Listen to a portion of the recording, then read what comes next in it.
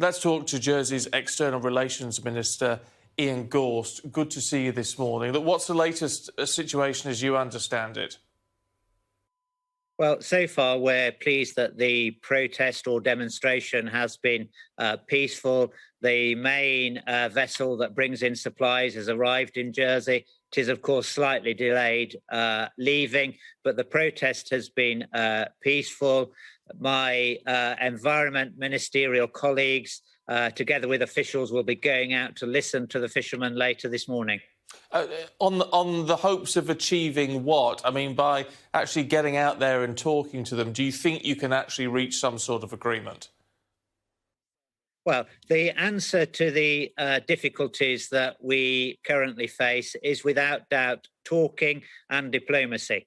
But equally, we've had disproportionate threats emanating from Paris, as you've mentioned, and a potential blockade of our main harbour. And those threats we take seriously to protect Jersey's interests. In terms of the misunderstanding here, what has gone wrong? I mean, has Jersey done something? Could you have been clearer in what you needed for these people to provide in terms of paperwork and records that would have made this whole process easier?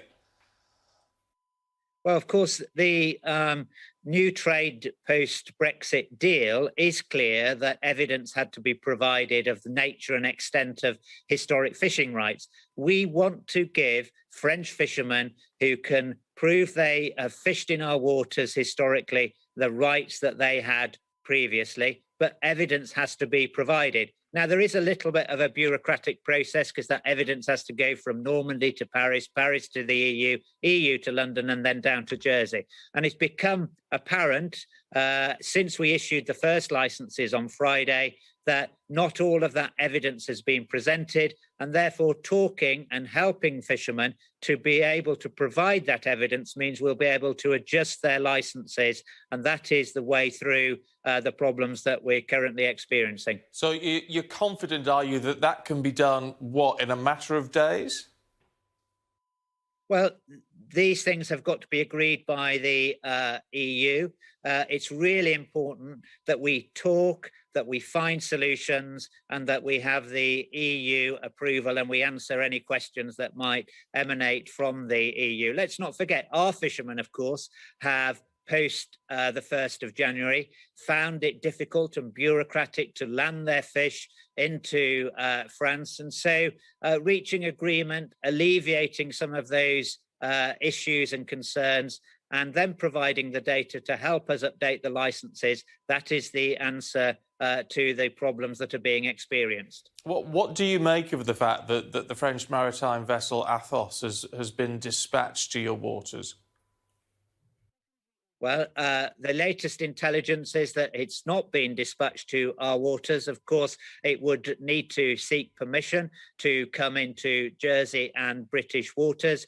We've not been informed that they've sought permission either from us or from the UK Ministry of Defence. But we are very close to France. We're only 14 miles away, so they can remain in French waters and still be close to us. Yeah, do you perceive that as a threat? Is it a threatening move? Why have they done it? Well, French vessels and military assets can sail where they wish in French waters. That's part of the autonomy and sovereignty of any nation or any island. So you don't. I mean, obviously, when that news came through, it does seem like it is, at the very least, a response to the Royal Navy sending 2 ships. You're determined not to see it in that way, are you?